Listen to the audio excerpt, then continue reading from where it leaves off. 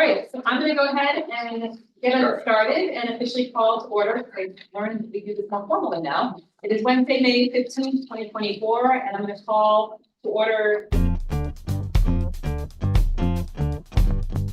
both the City Council and the Board of Finance. That part's still a little unclear to me, but here we are officially kicking off tonight's meeting. And the first item on the agenda is the agenda. And I have a motion by someone on the agenda. Moved by Councilor Carpenter to adopt the agenda as presented. Is there a second? Seconded by Councilor Broderick. Is that how we can do that without board? How formal are we doing this? Board of Finance or any councilor can second? Well, we don't have an attorney here. Let's maybe keep it to the Board of Finance. Well, thank you for the effort. Thank Councilor you. Broderick. I appreciate it. By the third meeting, we will have this really down. Definitely. So, yeah. Okay, seconded by Councilor Barlow, technically. All in favor indicate by saying aye. Any opposed? Nay. Motion carries unanimously. On to our second item, which is public forum. Are there any members of the public present in the room first who would like to address the body? It's going to be generic. The body tonight on tonight's agenda. Seeing none in person, is there anyone online who would like to address the body tonight? Yes. All right. Former Councilor Sharon, City Councilor Sharon Busher. Good evening. Hi, good evening. This is very quick. Two focused questions. Well, on the clerk's office, the position that's the grants function, I need a refresher. Is that for any department to use that individual? And so when you do the presentation, maybe that will be clear, but I couldn't figure that out and I couldn't recall. So that's the question for the clerk's office. The second question has to go to HR. And well, there are two questions. In their presentation, they stated that the IT expenses were moved to IT, information technology. I don't know what that dollar amount was and how was that money redirected? That's what I couldn't figure out from the slides. The second question for HR is under FY24 highlights, they mentioned they recruited, hired, and onboarded 140 employees. That's a lot.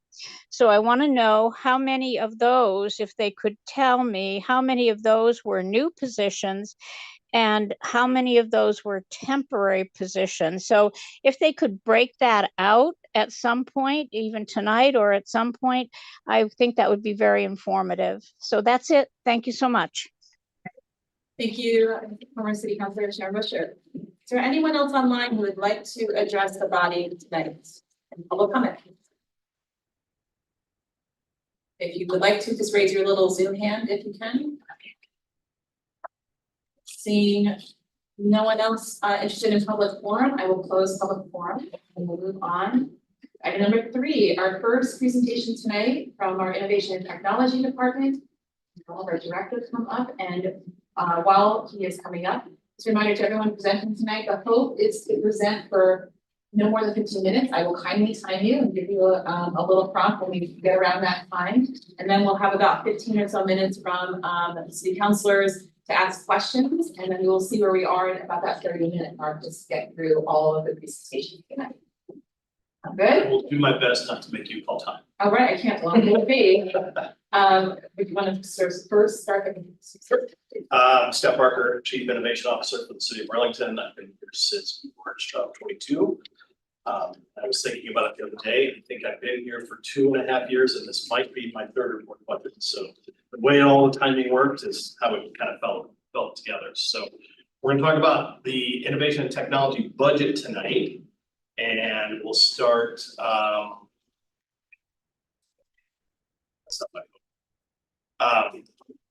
It's going to bounce me to the first slide. We'll talk about team structure. Team structure, you'll see later in the budget numbers that we are reducing the positions on the team by 2. We have 2 open positions. One because we had a help desk person who left, unfortunately, because he lost his rent or lost his apartment in town and could not find another in town. He and his wife ended up moving to Virginia, so the housing crisis hit us all. And then the other one, we had a 34-year veteran of the city, Pat Schmitz, who retired in April. And evaluating both of those positions, we're able to close both of those positions based on how we're doing the work otherwise. We're going to create one that I have to talk with Board of Finance about probably in June for a cybersecurity position. So we'll end up reducing the numbers by one total person. We're going to continue to commit to innovative technology products, supporting the employees, citywide department needs, things like that, and we're going to increase our focus on cybersecurity. You will probably, if we're all here in the next 2, 3, 4, 5 years, we will probably be hearing that same increasing cybersecurity focus, only because we can't ever be focused enough on cybersecurity, and we're going to continue to do that. So, just to, very quickly, what do we do in innovation and technology? What's our purpose? Kind of our mission. We provide the right technology at the right time for the right price all over the city. Provide data and cybersecurity to meet the increased cyber threats. We want to work to provide timely, effective, efficient service to everybody in the room and to some extent the citizens, because a lot of what we do is digital first applications citizens use. Pardon me. And then innovation, we continue to try to leverage data, knowledge, creativity, and our relationships to find innovative ways to approach city issues and solutions. So that's kind of where we're at from a group perspective and purpose. And we'll take a few minutes, a few seconds to look back at 24. You can see this is getting smaller because I had a lot and I'm not even sure I got all of it down. But we were able to reduce the number, we were able to survive reducing the number of people at help desk from 3 to 2 by kind of restructuring how we address issues. We're actually looking at even more possibilities, whether it's chat bots with AI and things like that, so we can maybe try to get some of the low hanging. I'm having a problem printing, or I'm having a problem with my password. Some of that can be answered with a chat bot, so we're looking at that as well. I think the big thing we did last year, we completed it last year, it took 18 months, was we got our network on Memorial and moved to the new site. So that was huge. That brought a much higher level of security and reliability to our network. As a result of that, we were able to save $100,000 over the course of 2 years with the renegotiated cellular plan and kind of bringing all that into IT. So that's been great. We renewed our Burlington telecom contract. And that is, if we, for those on board finance, when we were talking about that, that's going to result in 10 years of price protection.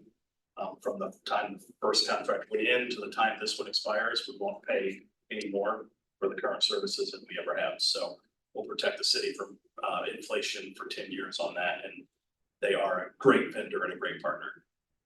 We continued our engagements with the Cybersecurity Infrastructure and Security Agency, CISA, to do cyber hygiene reports and other work that we do with them to make sure that we're doing everything we can as far as the federal government is concerned from a cybersecurity perspective. We got Civic Clerk rolled out. We brought the Esri GIS system in-house, which allowed us to reduce our costs for that by $30,000 a year, but increased our capabilities immensely because we're now in control of it.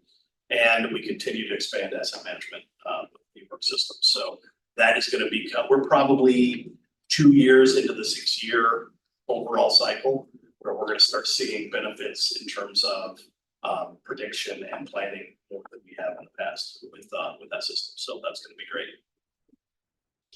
We can bounce to looking ahead, talk about increased cybersecurity. We continue along the path of digital first. I really talk about this a lot because any of us who have kids in high school or college and you're thinking about where they're going to be and how they're going to engage with their municipalities going forward, it's probably not calling us or in the city hall. It's good if they want to do it digitally. My daughter actually had McDonald's delivered to her apartment at McDonald's, so she didn't have to talk to somebody. So that's kind of the same thing. So by encouraging and building out a digital first model, we're not anticipating that people will no longer ever come to City Hall, but we're giving people an opportunity to go digital first to make sure that we continue to engage the next generation. Engagement means higher voter turnout, better revenues. Everything you can think of is tied to that additional first engagement. So we're going to continue to focus there. We'll continue to focus on continuous improvement. We always work with, whether it's internally with systems we're currently using or externally when we're looking at systems. We try to make sure that an equity and accessibility mindset is applied to whether it's purchases or reconfigurations, anything like that we do. We continue to work on relationships. And this year, one of the big things we're going to do, there's actually 3 big things we're going to do, and we kind of kicked them all off at the same time. The back end of our website needs to be replaced because it's out of support, and will over time probably be shut down already. You know, as it goes, it'll serve more of a security risk, and it's not overly accessible, and it's not very form friendly, so harder to use on your iPhone or Android phone. We're working to replace that back in. We're going to kind of leave the design as much as it is today as possible, and just work on the back end, get that done. And then we'll address design later down the road. We're moving our FireCAD applications to the cloud. That was on-prem, and it's on servers that are old, need to be replaced. And rather than replacing those servers and maintain the cost of doing that, plus maintain cost of an on-site 24/7 support, we're going to move that to the cloud and get some benefits there. And then the other piece, which didn't make it up there because as you see it, is we're kicking off the HR and payroll migration from the MMA's Kronos UKG to a straight UKG system that I think we're all going to be much happier with. Karen will address that a little bit more, and I can talk a little bit about it as well. Next screen. So all that translates to a budget that turns out to be 1.9% higher than it was in FY24 as adopted. The personnel went down, and we've got another page where we can compare it and see how much it went down. Operations went up. That is primarily due to the continued centralization of software across the city. That is one of those things that we will continue to work on. We continue to bring things like the FireCAD into the IT budget, the UKG system into the IT budget, websites into the IT budget. All of that goes into one line item. And when you look at the operations side of my budget, I would say, Catherine, what is it, 85% of my budget is that one line item. It's all the software, the systems that we use across the city. So the next page shows you the exact, it went down by 6.24% on personnel, up by a little over 14 for that one line item, computer licensing and maintenance. But again, you can see some of the benefit as we move some of that, as we move the FireCAD out to the cloud, migrated to the cloud, we're able to drop our professional consulting services by almost 13%. So that translates into a 1.92% total rise. I think that's it for me. I don't know if the questions I made it. I'm close. 9 minutes. Not too shabby. Yeah. Sold American. All right. Okay, thank you. What questions can I answer? Any questions from any members of body in the room, and then we'll go online. Anyone in the room have a question for Scott?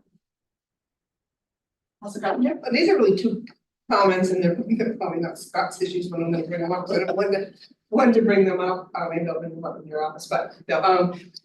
I just encourage us. I think our website and our web presence is much better. It's still inconsistent between departments, how we post things, how you get information. I just think that's very confusing for the public. And like I said, I'm not sure that's Scott's issue, but I think it's an issue internally that ought to be looked at. It is something that's going to be addressed with the new website platform. Okay. Because we're going to take an opportunity, well, we're not going to do a big redesign. Yeah. But we are taking an opportunity to do some standardization on pages, and we're working to get some of the older information down, because we didn't really want to pay to have 2,000 pages converted. So I think some of that is going to be addressed by this process. I don't know if we're going to get totally there, but we are working to do that exact thing. I mean, kind of what we did with Civic Clerk, in giving the community one spot to go for all the meetings and boards and commissions. We want the website to be that as well. One spot where you can get all the information you need. Also duly noted as we try to create systems that make sense and want predictability. And just one other comment, and which is hard to address, but just public and as we digitize, just remembering that some people are still not digital. And, you know, I don't know if there's a way citywide as opposed to departmentally to funnel certain people that really need to talk to somebody. We want to work with all the people who don't have some. Who don't have. So. And I really think of that more on the customer service level. And I don't know that making every department switch is sufficient.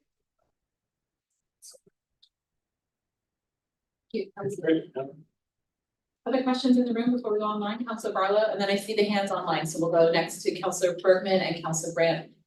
And Councilor Kane. Thank you. I sent you two of my questions. The one was around a particular interest of mine, which are, we're doing some ordinance changes to support the taxi service, update modernization. And one of the things we've been discussing with your department and our licensing board is the potential for purchasing some phone app based taxi scheduling software. Do you have money in the budget? I do. For that this year? That is in there. I did put some in there. I kind of estimated because we're still waiting on a couple of the vendors to get back to us with potential pricing. But it is, we did put some in there for that. Yeah. And the other one, I don't know if it's for your department or not, but an interest of mine is we used to have an open data platform in the city called Socrata, and they had a more sophisticated query language. If one wanted to like choose to learn it, you could ask, you could filter more tightly and do things like that in a digital first environment like you described. I think a tool like that would be awesome because if we don't have to go ask for reports, have city staff generate them, Freedom of Information Act requests that we get asked about, all that stuff, especially around financial data and things. Would be really good to have online. I know there's other municipalities that do have those sophisticated tools. And so is there any, in the digital first vision, is there any place for that? There is. We already have the open data portal that actually our GIS system Esri helps support. And in addition to all of the charts and graphs and everything that Esri helps you build from that perspective, there is another layer that is the data, the raw data. And you know, it's in Excel spreadsheets or it's in CSVs, things like that. That's all available as well. My goal would be to make more and more of that available. I work a lot with Megan's team and her data analysis people to try to find ways to get more of that out there. So I do think we're going to continue. I think the idea of having Socrata or something like that, where it's almost a database of open data that sits there, you can query. I think that's an interesting approach and explore it, see what's possible. And see what we can do. Give us a chatbots on top of it, just ask. There you go. Well, that is, that I do think that's an opportunity for us, and we're, like I said, we're exploring some of that.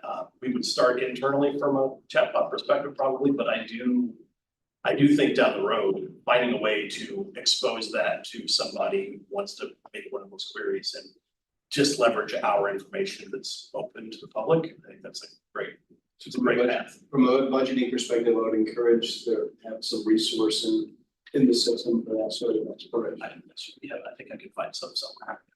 Absolutely. Yes, thank you, Councilor Barlow. Moving online, Councilor Bergman, followed by Councilor Brandt. Thank you. I am curious as to whether there are projects or things that are important, but that can't be done under the existing financial constraints that we're under. I'm not seeing anything right now that we have to do that we don't have the money for. There's always going to be ideas that come up throughout the year that we'll work with the CAO and the budget and Brad and finance to see what we can do. But I don't see anything, at least right now, Counselor, that I'm saying, oh, we can't do that because we didn't have the money. I think we're in pretty good shape from an IT perspective. And I think where we'll be restrained is we may have to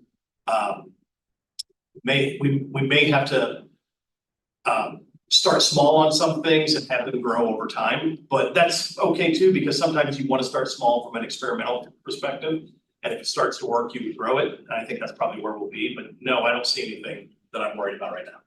Great. I appreciate that. I would just ask that if there are things that pop up, that we get them out there, because it's really much better to learn about them early. Absolutely. You know, I'm not shy. I'm going to ask. Yeah. Thank you. Neither is Counselor Bergman. Thank you. Counselor Grant. Hi, just a couple of questions, confirmation. The FireCAD CAD, is that the dispatch software for the fire department? Yes, that's Okay, right. thank you for that. A couple of things for like the future. I know we have to get through FY25, but as we look at things with regards to the new website for the city, just a reminder to make sure that city councilors are involved, that as that's being rolled out. I am kind of obsessed with our website. It's terrible. You can't find anything.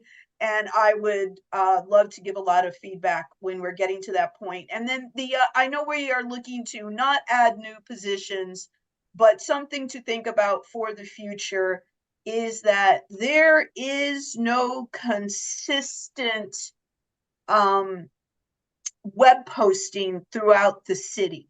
So each department is kind of on their own. So as we roll out a new website, it would behoove us to have a single point of contact responsible for updating that website, so there's a certain consistency about it. So just throwing that out for the future.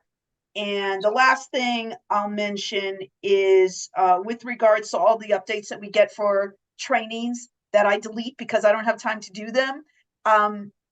Is there a person who looks at the percentage of who's actually completed those and hasn't?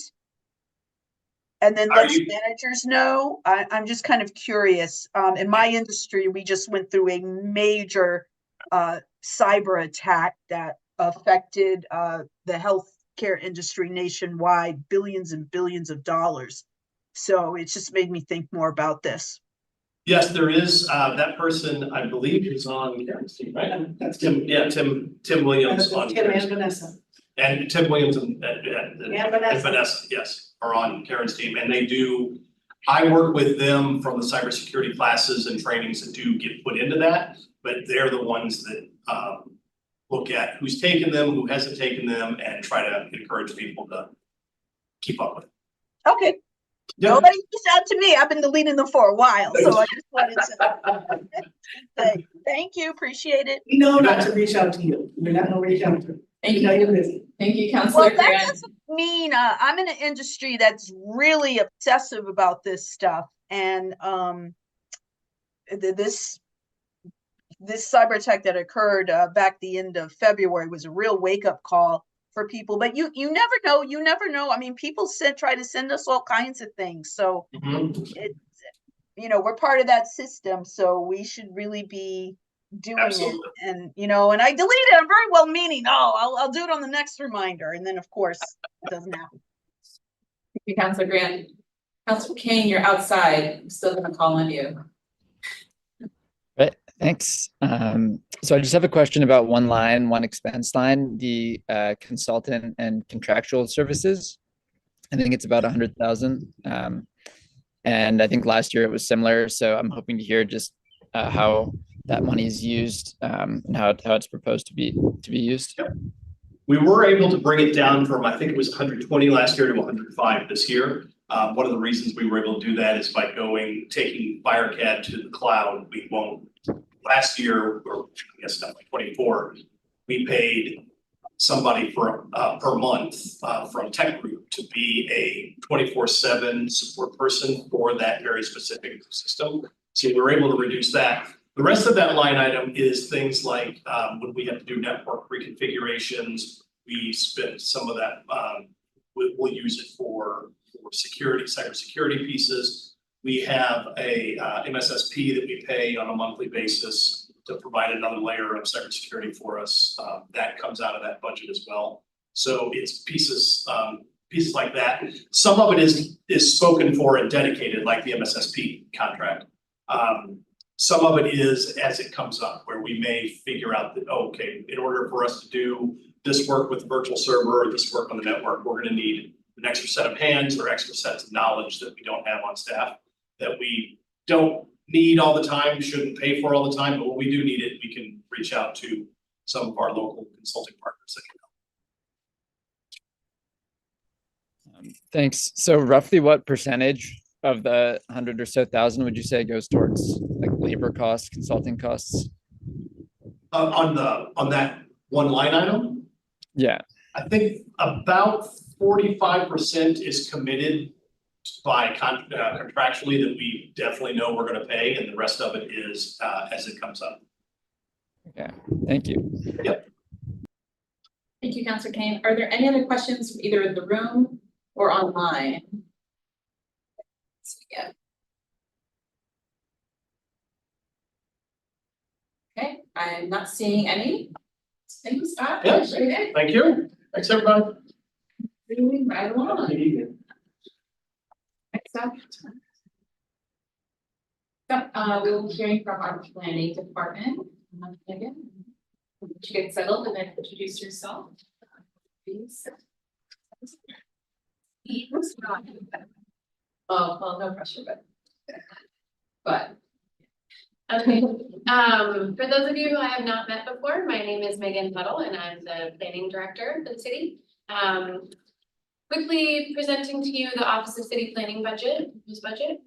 Starting with the scope of our department, we are a relatively small department, both in terms of the size of our overall budget and in the number of staff in the team. But we do have a pretty broad scope, and particularly a broad and cross-departmental scope that is under our charge. We have 4 major areas of work that we do as a team. The first is related to the long-range visioning for the city, leading our citywide plan, which is called Plan BTV, as well as other special issue and topic plans. We also collaborate with nearly every department of the city on planning that is done either for specific issues within the city or to support work that is led by other departments. So you can see some examples of the types of issues that we collaborate on.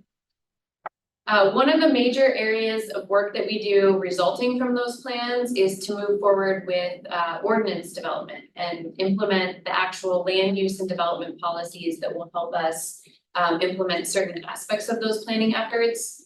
So I think often the council sees us in this context when we are bringing forward zoning amendments that have gone through the planning commission process. We also collaborate with the Department of Permitting and Inspections to ensure that the ordinances that are being developed, the policy intent, is able to be carried out at the administrative level and resolve any issues related to making sure that that gets implemented appropriately.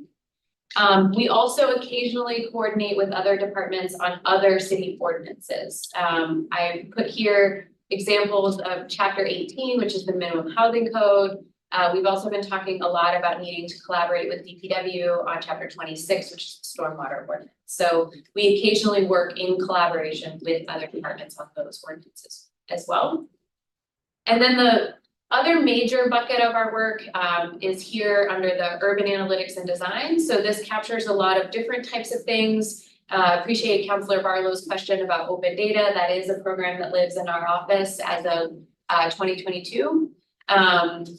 But trying to use the data that the city owns and produces through its work, as well as other available data sets to help us understand the impact of city work and to help inform the policies that the city is advancing.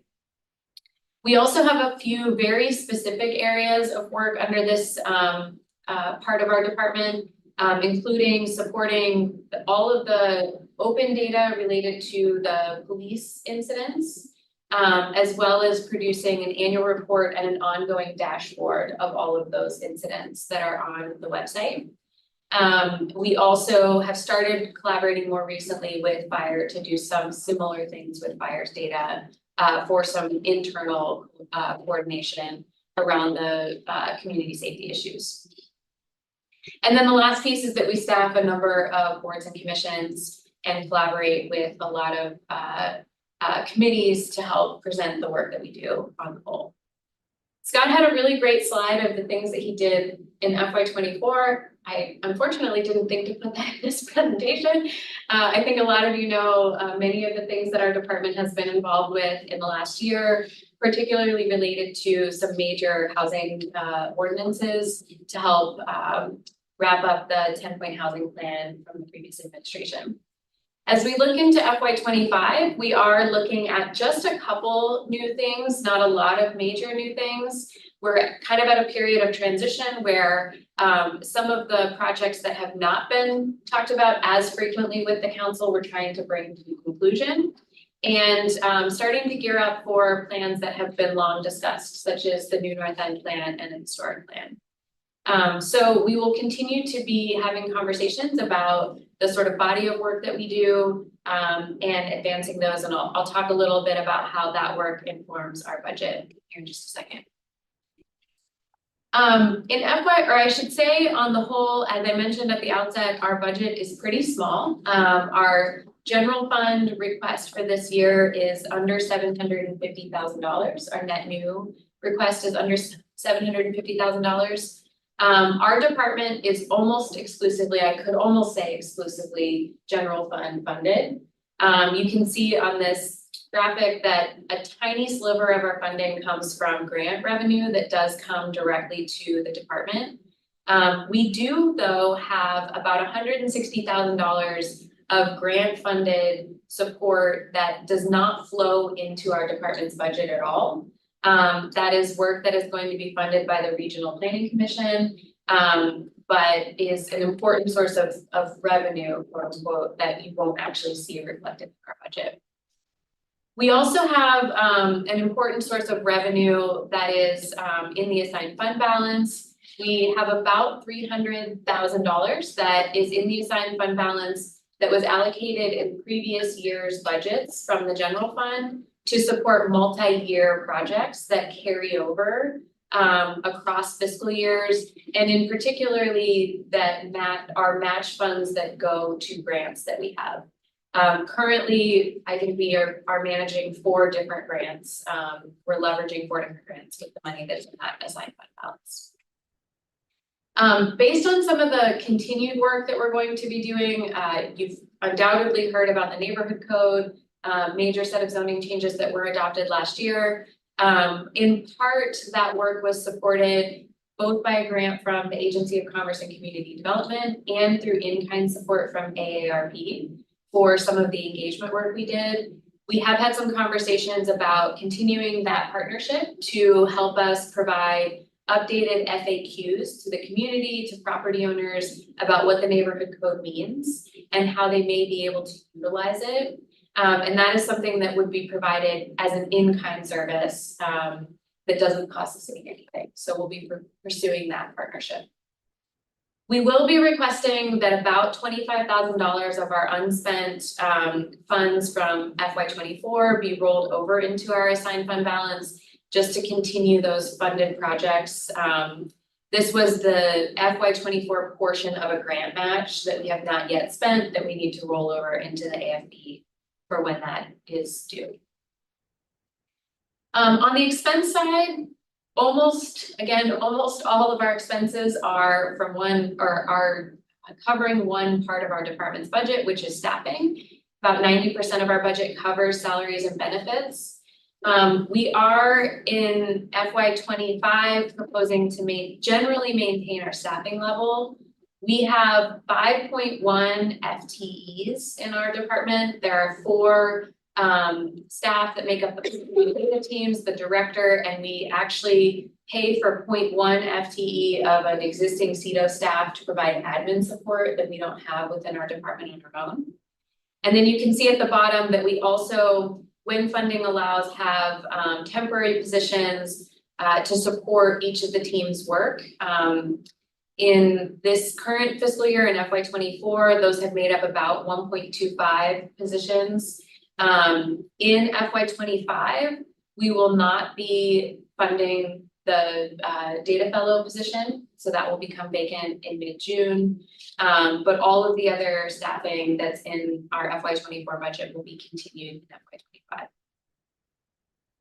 We do anticipate that we will be able to realize some, if not all of the attrition that's in our budget due to the transition at the director level, as well as we are anticipating that our current data analyst that supports the BPD work will be leaving the role at the end of June, and we will need to be hiring to fill that. So we will have some short-term vacancies from those transitions. So in all, our net FY25 general fund request is about $25,000 less than last year. Again, that does not include the assigned fund balance money that I mentioned with the grants that we're leveraging. We have seen that the staff and benefit costs are going up for the positions that we're maintaining, but we are seeing that small year-over-year reduction in our staff line because of pausing the data fellow position. We also know that a majority of the work plan for FY25 will utilize that funding from previous years. So we're not requesting a lot of new project money, which typically in our budget shows up in the consultant services. And all of the other areas of our budget, including consultant services, operating and staff training, have seen modest reductions for FY25. So that's all I have, and I'm happy to answer any other questions. 30 seconds off. Well done. Excellent. Well, excited. Thank you, Megan. Are there questions from counselors in the room first? Then we'll look online. Councilor Barlow? Thank you for that, and I'm excited about BTV, which we've been talking about for a couple of years. Yep. Finally being realized. Was that the money, the funding for that project, that's in a previously signed year, is that? It has been spread over a couple of years. We received grant funding from the Regional Commission over 2 of their fiscal years, and we budgeted for our match in 2 fiscal years. So we budgeted for our match in FY24 and in FY23. So that is the $25,000 that we're requesting rollover into the assigned fund balance. But all of our match money is in the assigned fund balance. I have other questions about that, but they're not budget related, so I'm good. I'm wondering, without the data fellow position, what work won't be able to be done this year? Great question. The data fellow position is a position that we just started 2 years ago, in part to help us manage transitions when we were hiring the data analyst a previous time and had a staff that was on leave for a short period of time. That person actually helped us, the first person that was in that position helped us relaunch our entire open data platform and our data hub with all of the public information on it. And then in the most recent year, the person in that position helped us to build out all of our climate data. That person supports a wide range of data analyses and reporting that we do. Right now, helping us with a housing report that we put out every year. Really providing, support as needed to a whole range of issues, including research, data cleaning, publishing, website maintenance, etc. So in the immediate term, I think a lot of the work that they have done in the last 2 years is in a really good place.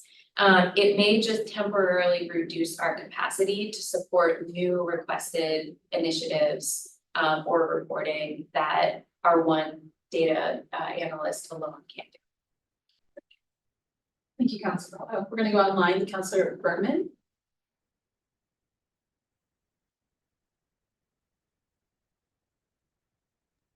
Great. The last question that Mark asked was one of my questions, but I think that it would be helpful going forward to just watch that and to be clear about the things that are not going to be able to be analyzed. The first question I've got relates to actually just asking for more detail on the TDM transportation options study and the impact fee study, which I don't see actually listed here. So Yeah, status, I'm sorry, you know what I'm saying, so. just go looking on. for the status update on them. I'm looking for, yeah, status update. Yes, what we can expect from both of those studies, including timing and what we're likely to get out and then have to do with them. Yes, and just want to acknowledge too that that slide is not meant to be comprehensive. Our work plan is very long. The TDM study is, and I anticipate that the council's TUC and other commissions like the Planning Commission will be seeing a draft of that report at some point this spring. It will include a number of recommendations for how the city can advance a robust transportation options system for the community, both through city efforts as well as other entities' efforts. There will be, I think, some follow-on work. Councilor Bergman has been involved in helping to pilot, coming up with sort of neighborhood level transportation option plans that are specific to the types of businesses and residents' needs within different parts of the city. That I think will be a very helpful template, both in terms of how we plan for transportation management in different parts of the city, but also give us a roadmap to work with other neighborhoods on developing those plans. I think ultimately the recommendations will help point us in the direction of whether or not the city needs to consider any funding decisions in future years related to the types of services that are being offered. If there are any policy changes in terms of the types of things that may be required of property owners in providing transportation solutions, and may also point at different ways that the city might partner with other organizations to help us realize a more holistic transportation system in the city. So TBD, and the TUC will certainly be one of those committees that's engaged in sharing those recommendations and accepting the report when it's complete. For the impact fee study, we have been working on this. You know, honestly, as time has allowed, it's been a really busy couple of years, but we have gotten to the point where we have nearly draft fees that we are able to vet through the departments of the city that utilize impact fees. One of the things that we've really had to dig in a detailed way on is paying close attention to the nexus between the use of our fees and the types of developments that we are charging them to, and the capital plan side that is contributing to new capacity within all of our systems. And I think, as many of you know from being engaged in the budget discussions, a lot of the city's capital plan at the current moment is about reinvesting in current infrastructure, and that need is great. So we have been working carefully to vet that capital plan and eligible expenses to make sure that the fee recommendations that come forward are in alignment with our expectation for what the city will be spending that money on. I will say the one area that I will note is different is on the transportation side. We certainly have a lot of capacity and need to be expanding, especially our walk bike infrastructure within the transportation system. And so that, I think, will be a really important element of this study, and looking at how we look overall at the full fees that the city is assessing, and what parts of the city's capital needs are receiving those fees. We may see some recommendations about shifting among the categories that currently receive those fees based on those needs. So also hope that I can get that project to a place where those recommendations can be shared with the capital plan manager that's in the CT's office and the other departments that receive those fees, and ultimately think that that will be something that will drive ultimately the council's adoption of a new fee structure. and potentially zoning ordinance changes if there are any policy choices that you would like to make about certain land uses that you want to be exempted from paying those fees. But And that will happen after. An ETA, Getting the report internally at some point this spring is a priority of mine, Councilor Bergman, before I'm gone. But I think that work in terms of deciding about a new fee structure will happen during FY25. okay, but we're likely to get something before, is it July 1st? Or is it's not June 1st? Before July 1st is the start of the fiscal year? Is that when, is that when I forget what time you were leaving us? to go? Oh, sorry. Yes, they're basically one and the same fiscal year. Okay. Yes, I will be leaving at the end of June. So my goal is to get that report, at least for the internal departments, to be able to start working on before I go. Thank you. I look forward to both of those things, those studies before you leave. Thank you, by the way, for all the work that you've done over the many years. I enjoyed working with you when I was on staff, and I have enjoyed working with you as the director. So I just want to thank you and say again, good luck. That's a pretty exciting place. It's our loss, but Madison is a big place, so it's their gain. Thank you. Thank you, Councilor Bergman.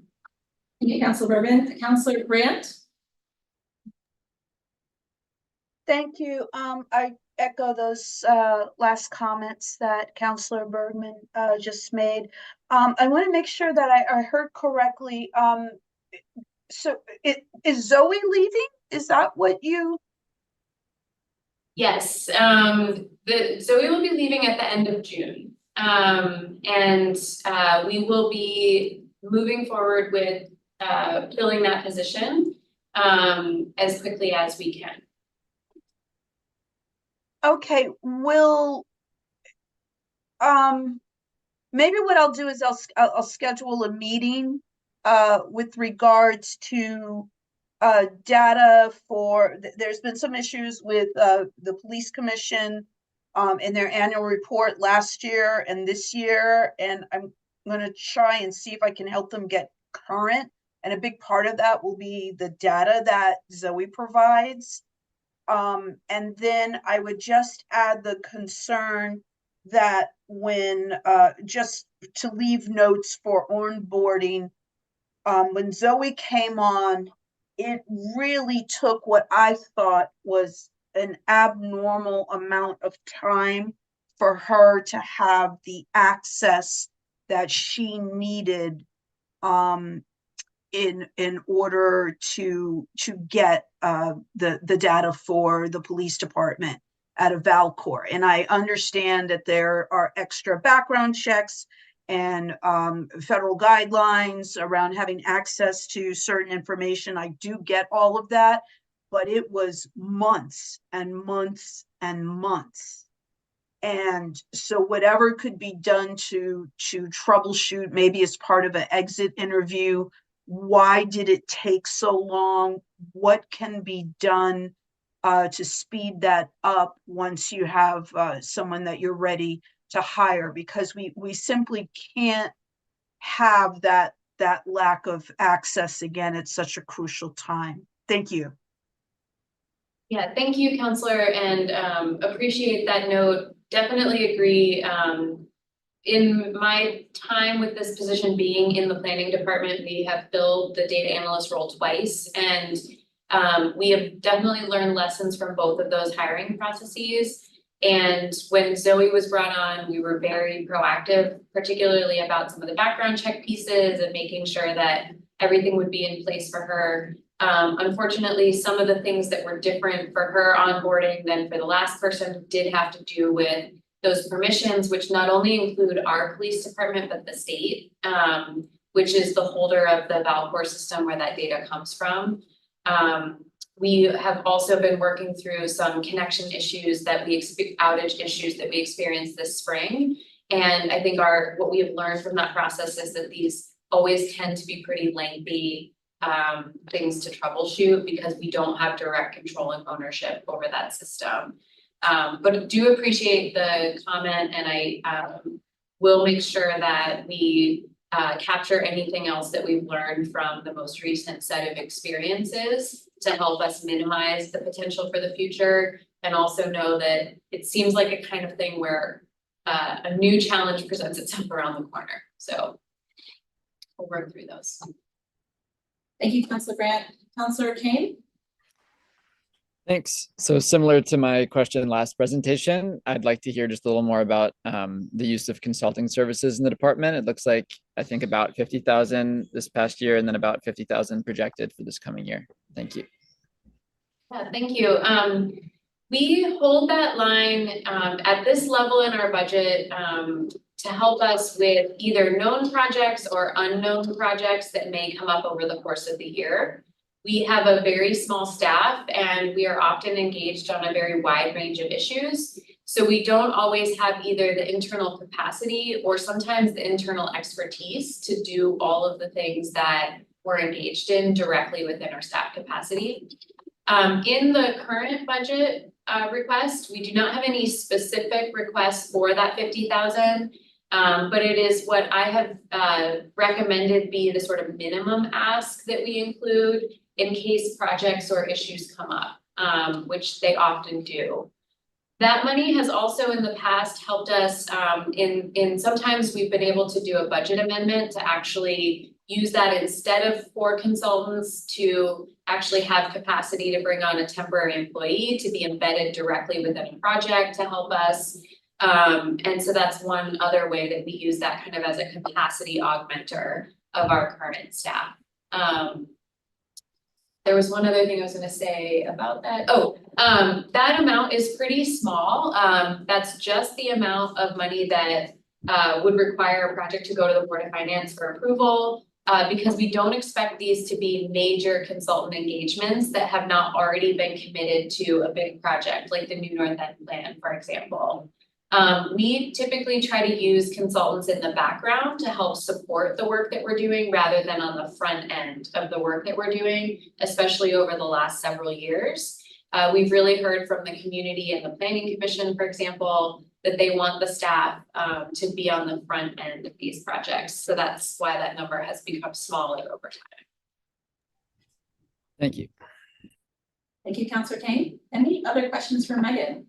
Councilor Parker? Just to piggyback quickly on Councilor Bergman's comment about transportation plans, and I'm gonna assume and hope that that's a big part of the Plan BTV analysis. Yes. Plan BTV New North End is definitely centered on transportation. Not only because of the realities of the New North End, but also because the funding that we got from the Regional Planning Commission requires that transportation be like an embedded issue that we're looking at as part of that. Any other questions? Sorry, it's heavy on currently the organization is the plan to close to have the same grade as it's currently at. I don't believe the position is, well, I'll actually let them. Is the plan to post for? Yeah, well, so we are in the process, so we statement. It was an incomplete statement. I did not mean to leave that cliffhanger there. So working on making sure that the current job description aligns with my vision for the next planning director to take us. And so we're gonna wrap that up by Friday. I imagine it won't change the grade, but we need to run it by HR. I'm sure that's a good process, and I'm all about good process. So then we will go from there in terms of the hiring process within these current policies and whatnot.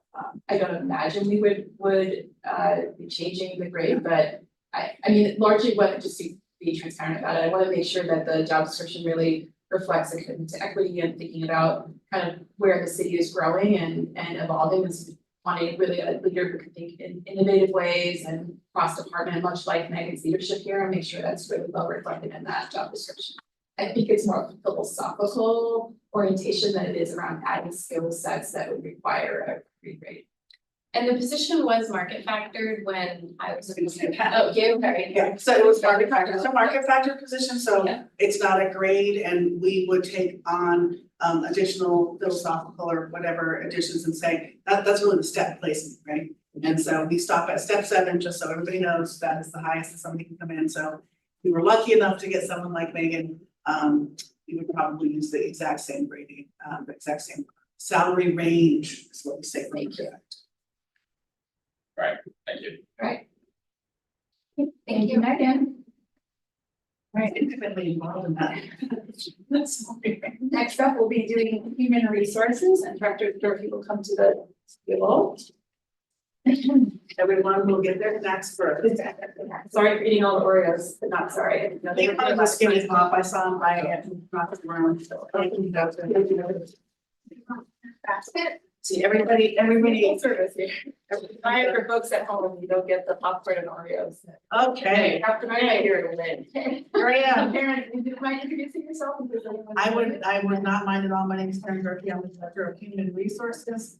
This is my 3rd year doing a budget presentation. I'll talk a little bit about the slides, but I do want to say as an introduction, you know, we're a department that operates as overhead. We don't have revenue. And so I think it's really important to talk about this as we talk about budgets, that we really pay attention to the small budget lines. We may have $2,600. If I can reduce it by $100, you will see modest reductions in all of my budget lines. And then we'll see some movement that just really we're trying to realize efficiencies. You've heard the mayor say that, you've heard Catherine say that. And when Scott talked about moving the IT and items over to his budget, it's not just because, oh, it's IT's budget. He is managing the vendor. He is managing, he's watching the costs. He's able to really look at any deals that we can get. He's communicating with that vendor. And he is the subject matter expert. And so I think I'm very excited about that. I'm also very excited that he'll be managing our HRIS. We will go to one system, payroll and human resources and benefits, all things. We will have a true HRIS from the same city vendor for very, very, very similar costs. Thank you, Scott. He negotiated that. I would not have been able to do that. I am not an IT person. So we are going to start to realize those efficiencies and not just say that. You know, currently the process to process payroll is a multi-step and requires about 3 systems. So I do want to just name that, and we can just move on to the slides here and I'll talk as I go, so I can meet my 15-minute criteria.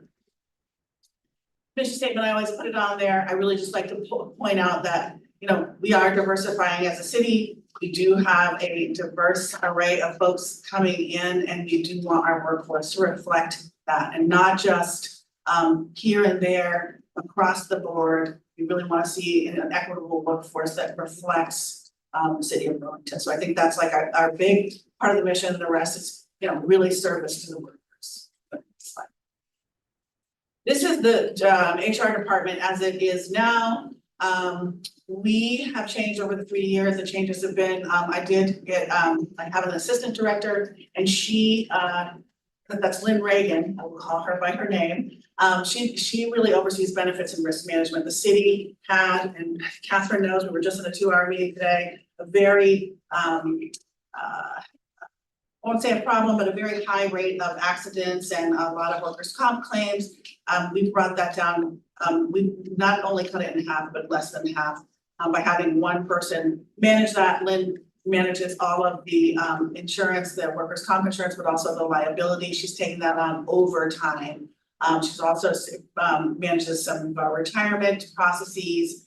And so that's been a big help and a big lift, because prior to that, the HR managers, who were really generalists, were managing all of that. And that is a huge risk and a huge cost to the city, you know, as we've seen. So having one person manage that and really take control of that has been great. Payroll and compliance came over to HR from the CT office in 2023 fiscal year, actually calendar year 23, came over in January. And that is, that's that side of the slide where you can see there's a manager and 2 folks. Again, the process is very clunky. It takes a lot of people to get 750 people paid. Plus temps and seasonals, we go up to 1,100-1,200 people. Not this year, but the years past. We have Vanessa, who does our recruitment, and she also does all of our development and training. So this is a person who does all of the internal racial equity, DEI, you know, she does a lot of the compliance training. She is the reason that Counselor Grant is getting emails, partially. And then Tim, the safety manager, who also came on in 24, a position that is paid for by, through an insurance fund, is another person who works to make sure that our risk management is lower, profile is lower. He's done a great job. He's just been with me for about 6 months in that role. 3 HR managers, generalists, and admin. We can go to the next slide. These 2 slides, I encourage anybody, I'm not gonna walk you through them. Please look at these slides. This is what we do. And so folks, you know, often, well, you know, we're paying a lot of money, you know, it's overhead. This is a tremendous amount of work that goes into managing the city of Burlington, managing folks' expectations, leading labor negotiations, policy development, all the way through to just really talking one-on-one on the side, providing mental health services.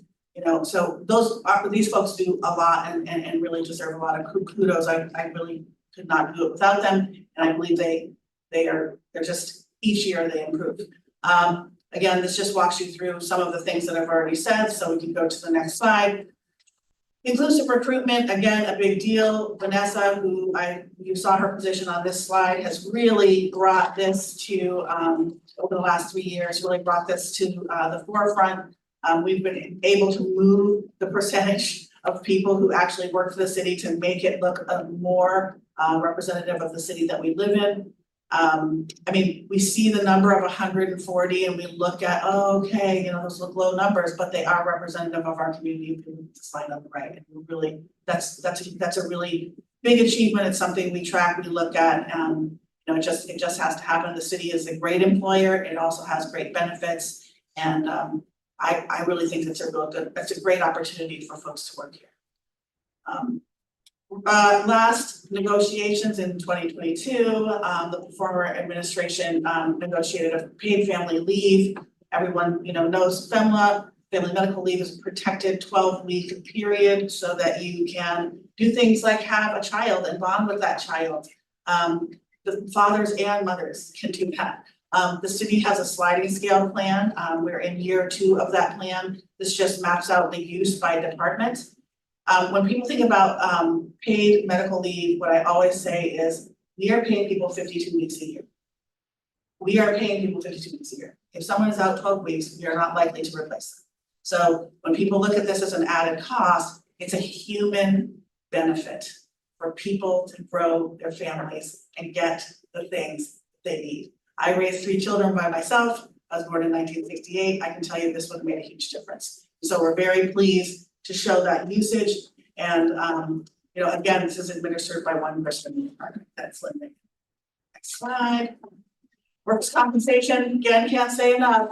Must be the workers' comp day. Claims are settled periodically, and sometimes we have some old claims. So this year we had a claim spike because someone could have been receiving benefits settled. So that is a hard line to control. So what we have to do is control incidents and accidents. We need to make sure that this is a safe place. We need to make sure people are doing their safety training. People are, you know, really paying attention to those low-hanging fruits. This is the same thing about our budget. Like, the small things matter. What do your boots look like? Union personnel get a boot allowance for a reason, so that they have safe footwear. Those little things matter. We've seen a significant reduction in workers' comp claims, and we continue to realize that through our vendor and travelers, but also to our folks on the ground. Again, here we go. This is how we're trying to manage it. Now, Tim can be a little vigilant, but at 2 months ago, we were at 13% compliance. We're at 42% compliance on the OSHA. You know what? That training is not exciting, but it is mandatory, and I am very proud of this graphic. 42%, anything over 30% compliance is really great. So that's, and you're going to see reductions on the comp claim side because of this. Slide. There's my team. I know they love this photo. This is just a list of things that we did. I think it's really important to, you know, look at what you did and review. When we talk about, we've done 4,800 trainings, we talk about, we have a digital platform, we have in-person trainings, we have a lot of ways, we have one-on-one trainings, and when we're talking, you know, Counselor Kane's gonna ask me about my I asked about that line and I want to centralize that line. But anyway, we spend our consulting dollars, some of our consulting dollars on training. Some of it will, like we have business partners that will say, you know what, we really want to do, the law has changed in sexual harassment. We want to do a presentation. We know that's a value add. We know people need to know it. So that's where some of our dollars go. Recruitment to former counselor Sharon Busher's question. Most of the 140 people, there are a lot of temp seasonals. I think 2 new positions were created in the water department. They were approved by the Board of Finance, and I think 1 was filled internally, maybe 1 was external. But we have created a lot of, there has been a lot of new positions coming to us. And you know, many of those are the sort of the lower high turnover positions that we have in the city. So nothing really new and exciting, and I can break that out for you, and I know how to do it. So I will email you that data because I do believe it's important. Again, I've talked about system change. We can go to the next slide. You know, I want to talk a little bit about this slide. Everyone knows that, you know, the budget is, you know, usually wages and benefits. It's a big chunk of the HR budget. We don't generate revenue. We did move some of our expenses out, but we moved it to another budget. But I want to talk a little bit about how we manage the budget. We really do, with a budget this size, we manage cash savings by, we right size year over year. So I watch the spending and I right size it. I don't keep something in my budget that we're not consistently going to be able to use because I know that my colleagues need it. So I'm managing that year over year. I'm eliminating any redundancies. Okay, you're doing that, then we don't need to do that. I mean, it's really important that we look at that more operating overhead and we have that big price tag on there. And then also centralizing shared expenses. One of the things Catherine and I did when I came on, we centralized recruitment, and I can tell you that line has consistently gone down. I think it was a $65,000, $70,000 line. This year, a modest decrease in it, but you know, it's $25,000. I mean, we don't need to budget for things that we are, oh my goodness, I might not be able to do this. We're a big agency. If we need to do something, that's why we have those consulting lines and other resources. But for me, for my colleagues and for the people, the labor force, I need to really tighten and really be responsible with my budget. So I think that this represents probably a modest 1.6, maybe a 2% decrease, which is a lot. But again, managing year over year, like honestly, people really bust on me for my supply budget, my subscription budget. Like if you don't need it, we don't need to have it. So if it's $2,600 and I can save $200, I will. Next slide. We really prioritize people here, and that we need to keep our budget tight, but we also need to make sure that we are realizing greater efficiencies through better systems, proactive performance reviews. We've talked about that in our HR committee. You will see that roll out this year. Because I think, again, standardizing and centralizing that process would be great. Training focus, you've already seen it and you've gotten your emails. We're going to do a Women in Leadership Empowerment series for mid-level managers who never get to really come to the department, meetings. And then wellness will continue to do all of our mental health initiatives and work through the EAP and our partners in United Way. We do have working bridges here for people in crisis and have anonymous services when they need them. All right, thank you so much. And I'm here for questions. Sweet picture of Mark Barlow. Yes. Oh, Mark, you just moved the Oh, yeah, wait, Yeah, I'm gonna make sure everyone should fully appreciate this here because we can't see his face, but here he is. Oh, I yeah. was able to go out to, and now there is a picture of Joe McGee. I was gonna say, I think my deputy. Yes. That was somewhere in Yes, he, Yeah. training. I would recommend that if you have an opportunity, and if you want us to join the fire department.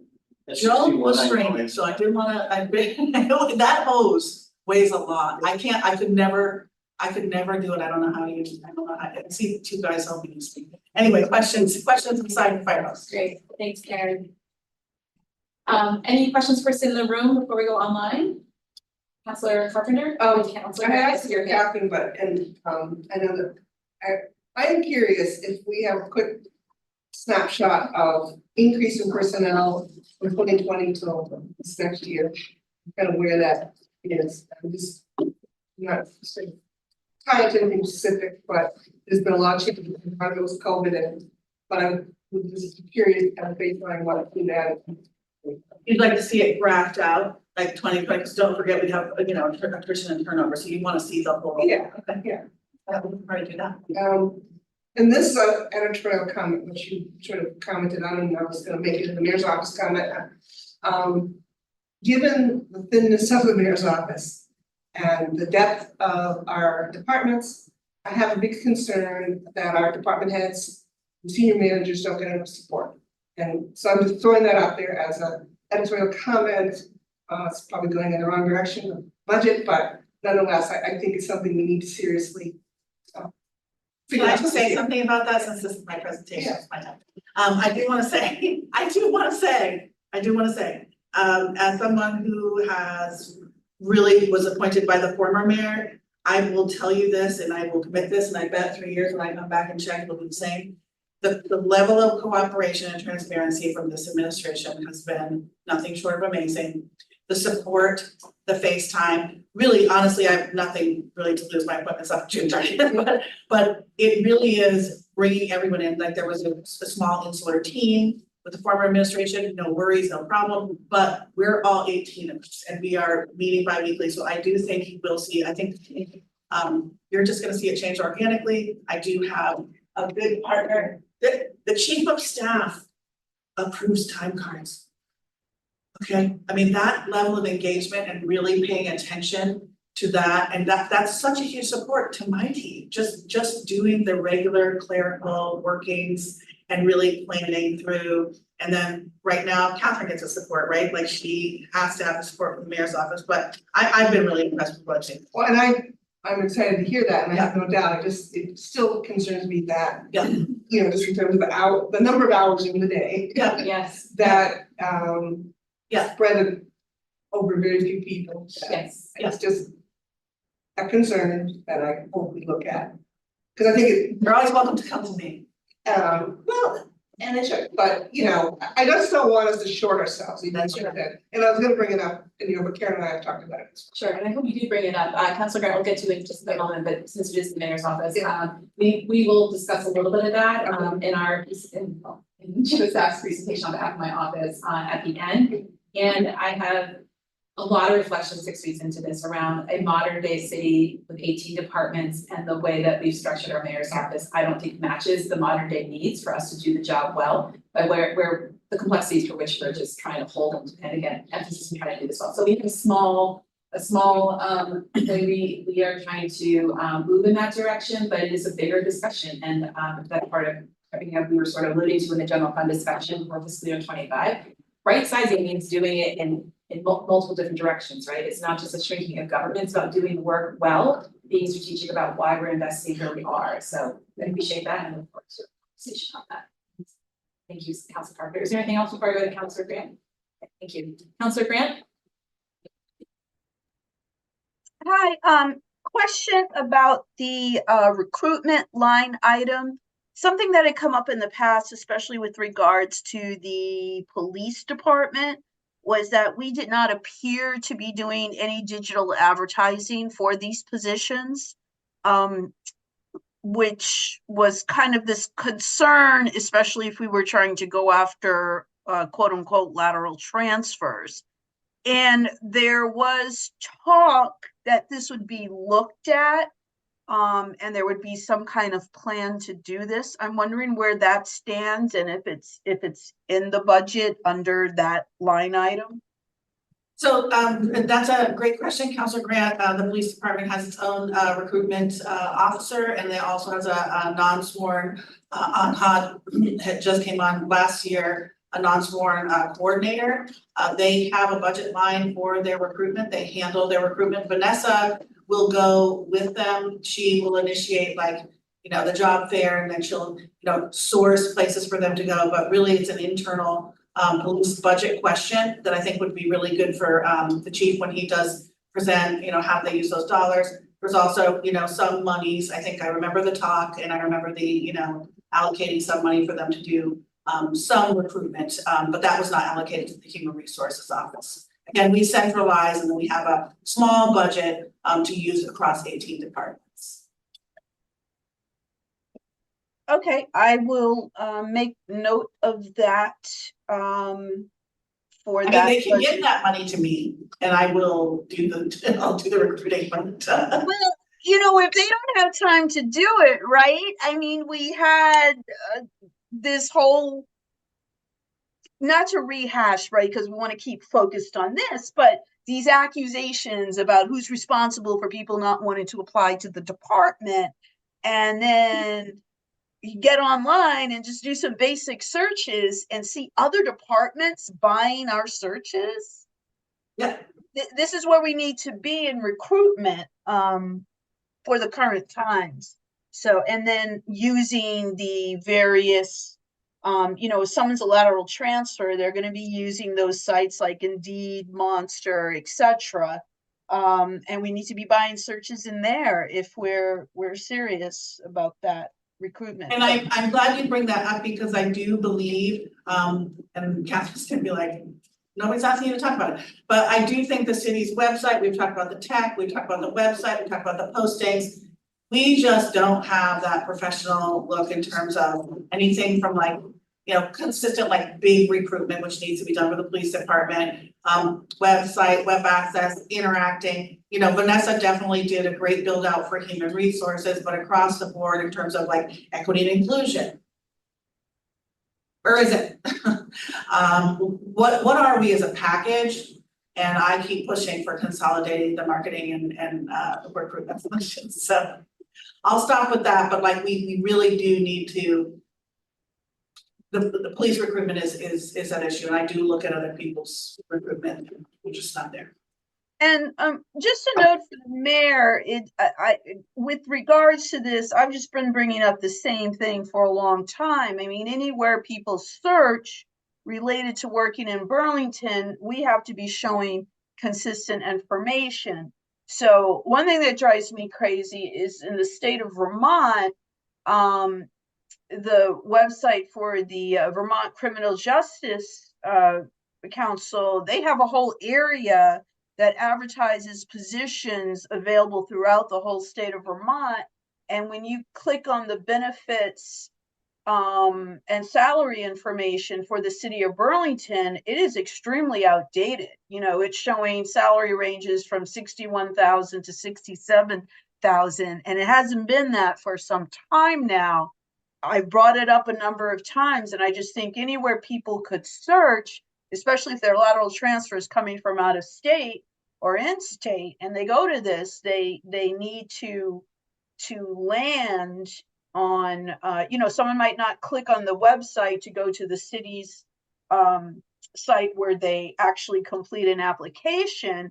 If they click on something that's outdated, showing, you know, they're like, oh, well, other agencies are offering more to pay, because what they're looking at is actually wrong before they get to the actual city website. So that just continues to be a huge issue for me with regards to recruitment for that department. Thank you. Thank you, Councilor Grant. Thank you for flagging. Councilor Barlow and then Councilor Travis. Thank you, and thank you for the work you've been. I think you've been really great things in the HR environment. But it seems like we're going to have potentially a lot of work to do coming out of the operational analysis, and I'm wondering if there's additional consulting or other kinds of resources you anticipate you will need to implement some of the recommendations, and if there are dollars in your budget. You know, the mayor we will have a full study. We don't have the full study. People are really interested in it. Are there dollars for that? You know, I feel like we've really done a lot of internal work that we haven't talked about publicly. We know the city, we know where we have our pinch points, we know where the redundancies are. I mean, you know, we may hire a consultancy, but these are conversations that we're having when we're looking at budgets all the time. So I think we're well positioned. It really does come down to this mayor's decisions on, you know, what goes first, but I think we are across the city well positioned to take that on. Yeah, I mean, I have a lot of experience, I can sit here and say that if I'm not here, I don't know, maybe I just overcommitted, but I really, I think we've done the work, right, that we've spent the money. You know, that's the thing about the consultant line, once you spend it, you shouldn't be going back and getting a new person to say, is this really, I think in my department budget, I think. Good. And then I only bring it up because I know that we get a report with recommendations, but we need to take action if there's additional analysis that needs to be done to implement the recommendations. That was sort of. Well, luckily, the user fee study has been done, so those two things really, to me, and maybe the mayor wants to speak to whether or not she thinks we're a resource, but from my perspective of my budget, I think we're from where we're how we're approaching it, we're good. My last question is, will you be needing any resources in your budget to do the planning for your move from 200 Church to wherever you end up? Is there additional work that needs to be done? Yeah, Coordinate your. Yeah, I mean. In fiscal. I mean, I think, Central Facilities has money to actually physically move us. I don't know what the plan is for where me and my team are going to move. That doesn't, doesn't really sit fully in my budget. And so I looked at Catherine and I looked at the mayor, and I'm like, I don't know. I didn't increase anything. This has been a very volatile sale, you know what I mean? So I don't want to put out a big number and saying, okay, yeah, we're gonna, if there's fit ups, if there's a move, if there's things missing, I did not add to my lease line, my capital lease line. So probably the answer is no, I didn't add anything additional, but I do have some expense to that. I did not increase it. Good idea, Councilor Barlow. I'd like a sweet, oh no, Thank you. no, it's a great, and no, I didn't, so that's very important, thank you.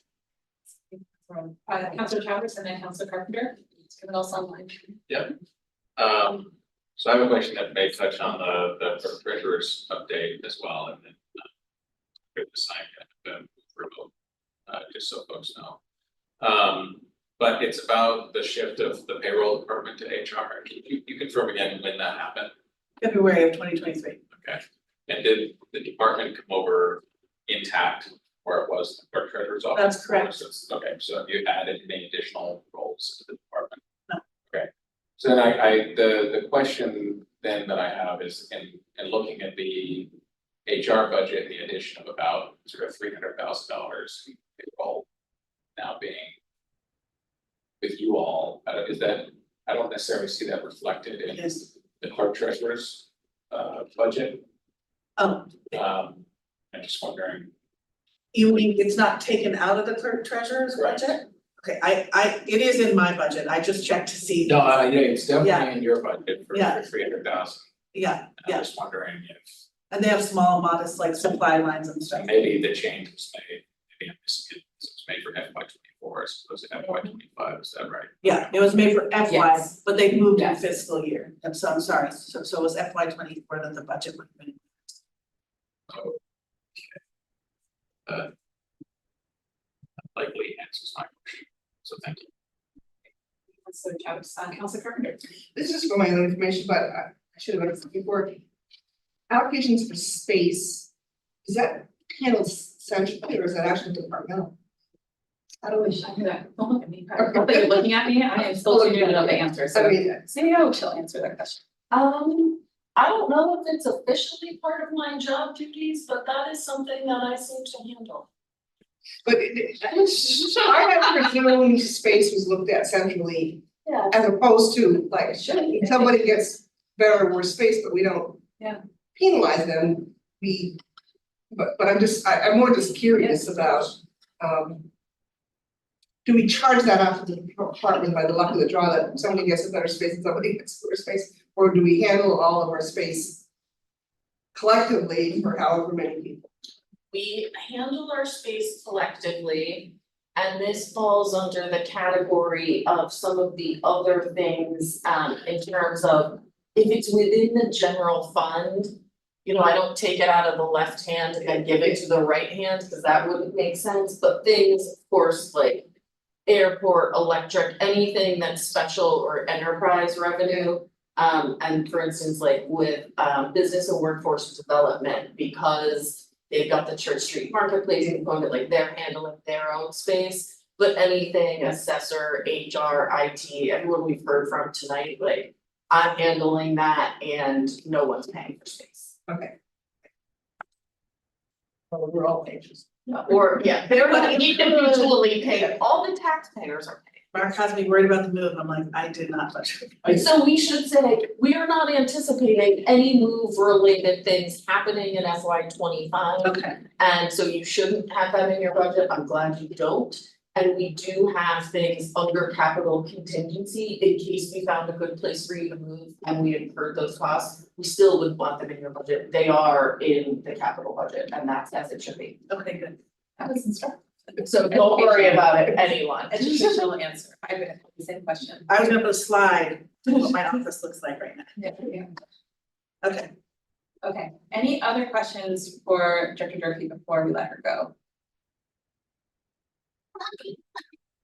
Right, see. I just, sorry. Okay. It's just- Go on. No, I will say that in 2 years that I'm looking at these budget reports, they're incredibly difficult to read through and to line things up one way or another.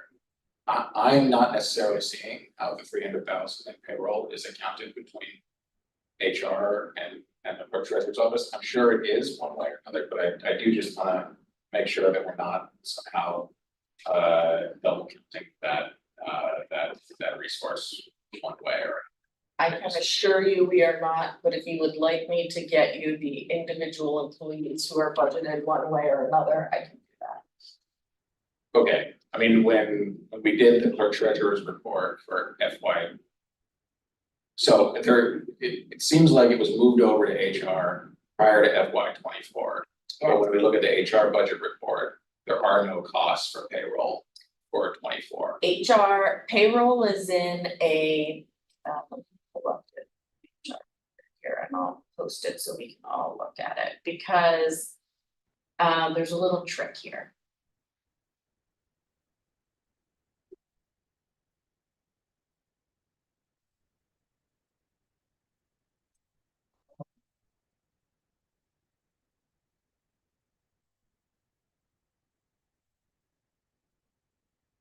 So I think that is because you are looking up here at this at the main salaries HR. Yeah, no, I'm looking at, sorry, to interrupt, but I'm looking, if you scroll down. You're looking there's- down at payroll. Looking at payroll, And there was no payroll line before, and now there is a payroll line. right, so where was payroll accounted in 24, I guess is the question. Now it's accounted in the HR budget for FY25. But my question Because is, payroll amended was not here. Got it. That is because payroll last year was here. okay, And this year, we have separated it out so that payroll is back here, and that is very confusing. understood, that makes sense, no, Yes. thank you for the clarification, Totally. that does make sense now. Thank you, Counselor. Anything else? Director Durkee. You never know. Maybe one day. Director Durkee, thank you very much. I appreciate all your hard work. Next up, on our agenda, I just want, for transparency purposes, we are postponing the discussion on the racial equity, inclusion, and belonging department until May 29th for more time to just prepare that budget. So stay tuned for that. And officially next up now is the clerk treasurer's office. Dave is gonna take over. Yeah.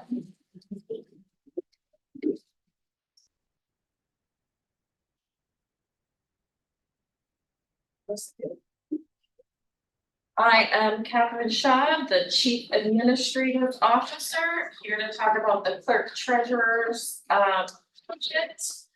I am also starting with our mission. We have the treasurer's part of our office, and our mission is to oversee and manage the city's finances. And then the clerk's part, which sounds so big, to maintain and strengthen the 5 basic structures of local democracy. So if that's not enough to spare me when I come to work every day, I don't know what else is.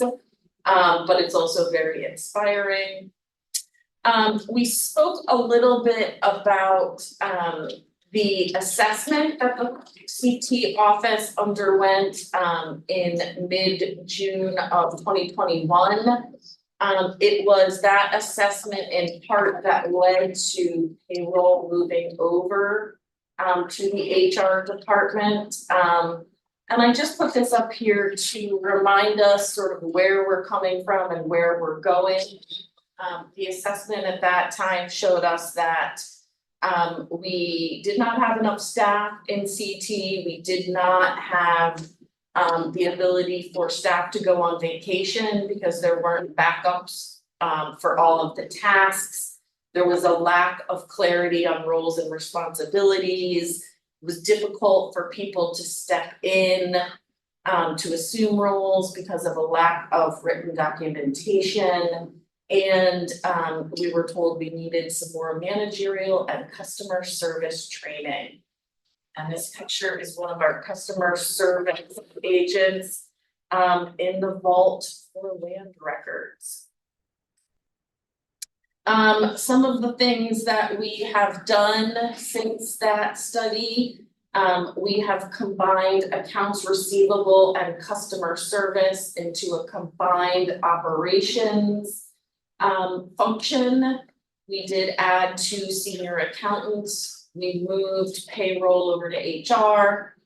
I'll take a moment here to talk about the grants function that Sharon asked about. We have 2 staff, a grants director and an associate. They sit in CT. They serve the entire city. That's mostly general fund departments, and it's been a lot of DPW, parks, but also fire, police, library, CEDO, business and workforce development. There's almost not a department they haven't worked with. There's more grant money available for some than for others. But that's something, they are a central resource, and that's why they sit in CT. They don't really work in CT. They work as partners throughout the city. We are continuing to work on our written procedures. And then I just note here, we do have 2 positions that we have been holding vacant this year, and we will continue holding vacant into FY25. That is a budget manager and then also a commission associate. Here is the current org chart. We've got operations kind of on the right, and then finance to the left, and then you'll see a couple of people that maybe don't quite fit, and that's grants in the middle. And then Ashley Parker, who is our capital programs director, is also in CT. We only have 1 vacancy at the moment, and that is in accounting. We are going to fill that position because, as you know from our most recent audit recommendations, that's an area where we still need to devote some attention. So we looked at whether that was a position that could be held vacant, and we don't think that that is the case at this point. Unlike the other departments that we've talked about tonight, the Clerk Treasurer's office is a revenue generator. We are projecting to bring in about $3.8 million next year. $2 million of that is on indirect fees, meaning those are the fees that we're charging the enterprise funds for the work that we're doing in terms of all of that accounting and accounts payable work. We've also got interest if you're late on your taxes. recording fees are the fees that get paid if you're doing land property transfer. Licenses and certificates, taxi fees, there's all sorts of different revenue sources hiding in that CT budget. Then we've got our expense budget coming in just a little bit less than our revenues. Personnel costs, like for most of the city's budgets, are about 80% of those costs. And then, excuse me, you'll see we have a few rather large operating expenses that are sort of contained within our budget. This year, we're budgeting just over $250,000 for all the elections. $200,000 under a consulting line that is specifically related to the city's required audit. And then, thanks to Town Meeting TV, who's broadcasting this very presentation, and does so for City Council, Board of Finance, and several other boards and commissions. That $90,000 is also housed in the CT budget, and of course benefits the entire city. And these are our priorities for the coming year. With the help of our new finance director, Brad Kuchenberger, we are continuing to develop policies and procedures. As you know, continuing to report on the monthly financial close is a big goal of ours, and that's something we've really made progress on over the past couple of months and we'll continue to pay attention to. And as our mayor has told us, on July 1, we will start preparing for the FY26 budget. So I feel that that is an important one for us to mention here. And that is it, my friends. I'm happy to answer any and all questions you have. Thank you very much, Sayo Shad. Really appreciate all your work. A real hand from, oh, Yes. wait, we're going in the room first and then to you, Councilor Kane. I'm late for a CDNR meeting, so could I? Is that all right? Yes, yep, go ahead, Councilor Kane. Sorry about that. Thank you. Okay. So I noticed there's a employee parking line. Yes. I am concerned about that. I think, you know, we should just give employees the money or general support for transportation. I don't think it should be for parking specifically. I think we should be incentivizing people to take the bus, you know, free bus pass, subsidizing bike maintenance, that kind of thing. If we're going to be, if we're going to have a line item for transportation subsidy. That is a great question. It is too bad Director Jerby is left because that's an HR question. But it is my understanding that we do provide free bus passes for employees. I don't know about the bike situation, but that we don't give people money because we provide them discounted parking passes at our own garage. So that's certainly something, you know, all of this we could talk about. I just want you to sort of understand the lay of the land. That money is going back into the city coffers and it's at least at a 50% discount. Okay, thank you. And then there was a line item about an interest earned on taxes. I'm wondering, yes, what kind of account do taxes sit in? Taxes sit in that non-departmental line that we talked about on Monday. Yeah, I just mean to earn, that's interest earned on the taxes received. Am I interpreting that correctly? Yes, that is in, yes. Mm-hmm. Okay. People who pay their taxes late, that right, is my understanding, yes. Okay, okay. Thank you. And then there's a line for recording fees, I believe. And I'd heard this notion of potentially increasing recording fees to fund, for instance, to better fund, for instance, the housing trust fund. Is that something we can do? I don't know if recording fees are fees that we have control over or they are set by the state. So that is something that I will have to get back to you on. Thank you. And then again, I've asked this question a couple times tonight, but there's a line for consulting services. Can you Yes. elaborate just on the use of consultants in this department? Sure. Historically, we have used this to advance things that staff couldn't do. When I first got here, we were using that line to help with the transition to capital accounting and with pension services. Last year, we had increased the line because we didn't have a director of finance and we needed a lot of help from an external consultant to prepare for our audit. As you can see, we took it down from 100,000 to 50,000 because we do have a director of finance. Without that budget director and with some of our staffing a little bit still in flux, we may still need some additional help preparing for our FY24 audit.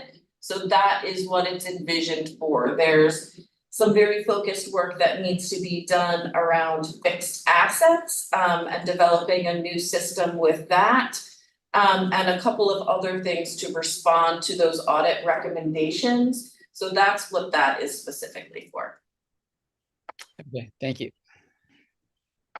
Thank you, Councilor Kane. Thank you, Councilor Broderick, for waiting in the queue, and now. Yeah, so given that you're starting on July 1st, looking into the next budget, how is holding the budget manager position vacant going to affect your ability to work on our next budget going forward? I don't really know, maybe explain what the budget manager really does. That would help me. Yes, so I envisioned two positions, a director of finance and a budget manager. And when I created that, those two positions, we either just had lost our director of finance or we're in the process, and so it was in this incredible vacuum and we all thought, this is a great idea, we have this huge void. We've never had a budget director, but I thought, knowing the budget issues that we were facing seemed like a good choice. Never been able to hire for the position, and now that we've got a new director of finance who has the skills needed to do the budget work, it appears that between all of the skills we have in CT, I think that skill set is covered, and so I don't think it will affect our ability to keep working on the budget. But Brad's been here for 6 weeks, something like that, so I reserve the right to change my mind, but at this point, it seems like that work will be able to continue with the staff. Thank you, Councilor Broderick. Councilor Barlow? Yes, thank you, and I appreciate again all the work your department does as well.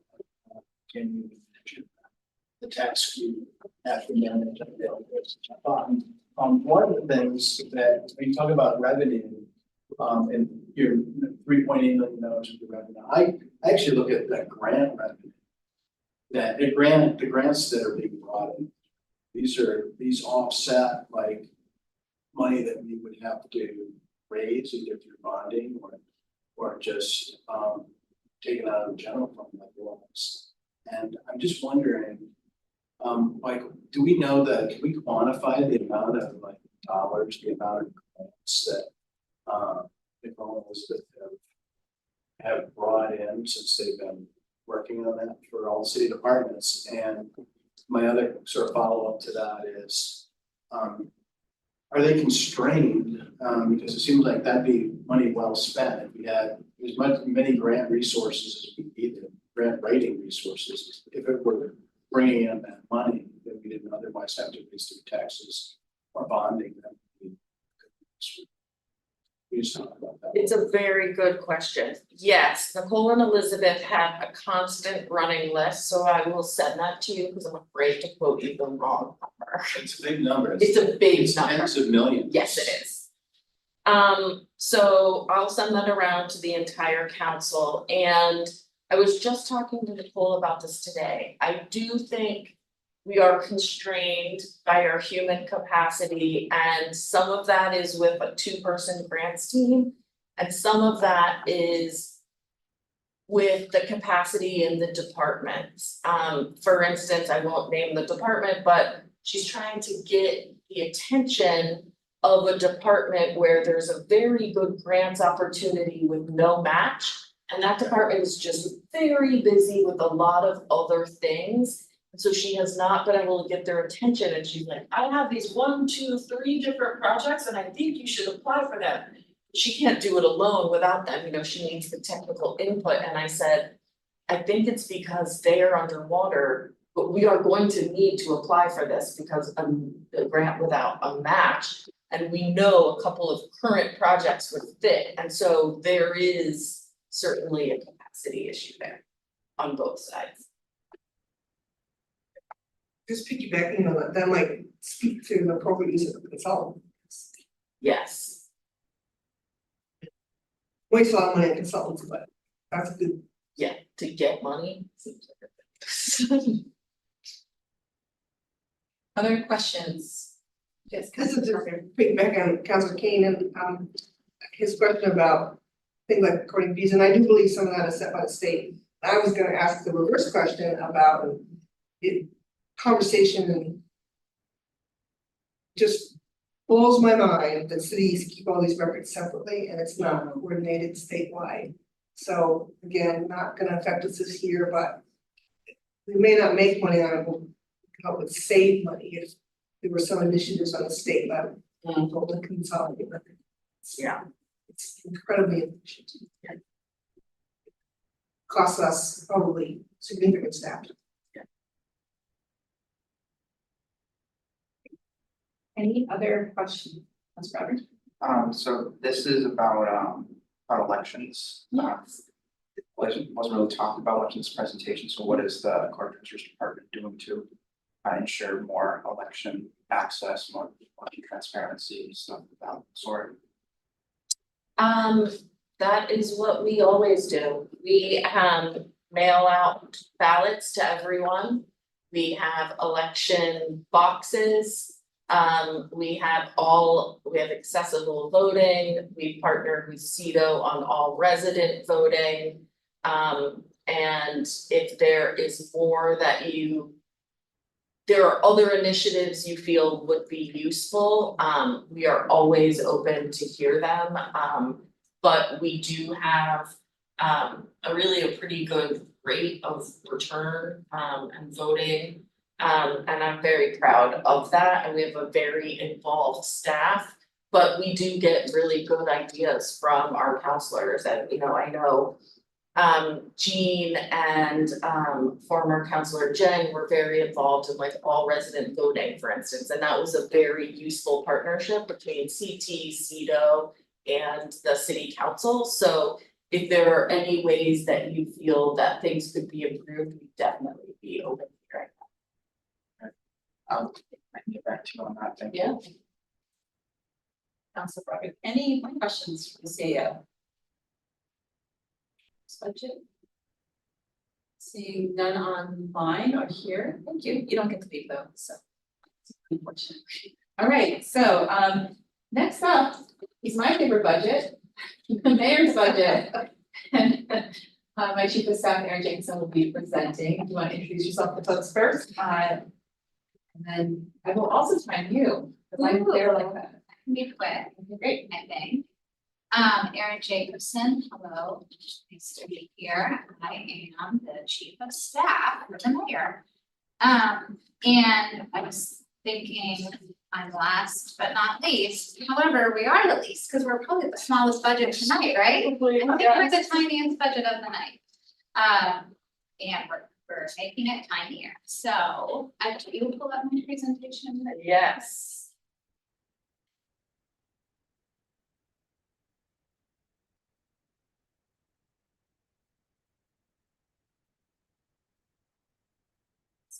So this is us. There, I think this was election night, our first night together in the office. You probably recognize everyone there, but it's the mayor, myself, our communications director / deputy chief of staff, Joe McGee, our administrative coordinator, Emma Allen, and then our lovely transition coordinator, Darren Fortron, who we did say goodbye to today. Today was her last day. We're feeling a little shaky about that. We love Darren, and it's a really lovely gift from the prior administration to have this transition fund, because it allowed us to have Darren around for the past 6 weeks, and honestly do not know how we've done what we've done without Darren. We're really gonna miss her. She is a fantastic soul. Okay, that's us. Next. So this is our yield work chart from, I think, December 2023. I say yield because certainly the mayor and the chief of staff are positions that we are maintaining as is, but for both communications director and the administrative coordinator and scheduler, those have reclassification requests pending, both to kind of elevate those positions a little bit. And this goes to your point, Councilor Carpenter, about trying to modernize the office a bit, and also do our best to make it a more responsive, collaborative office with department heads, not just department heads. Certainly we're engaging with a lot of folks across the city, including across city government, but in trying to be more responsive, we are hoping to have Joe McGee as officially the deputy chief of staff, and 1/3 of the department heads do report to Joe and 2/3 report to me. The executive assistant, I actually don't know if that's the reclassification title. I can't remember how that person would be reclassified, but again, elevated a little bit to be able to help us be more responsive to our city partners. That's the hope with, without increasing the size of our staff, just trying to think creatively about how we might be able to be a little bit more effective or working in a more modern way. And not on here is also, a bit of a force multiplier in interns. So we do hope to have regular interns in our office as well. We will have a summer intern, and then hopefully that will be will be a regular rotation of folks coming through who can help us do all that we do. And as a former professor, I can't wait, because I love working with students. I love that process of watching people grow and giving people opportunities for leadership. And then of course we just get the benefit of having an extra hand in the office. So excited for that. Next. It feels like it's been about 4,500 days. It has not.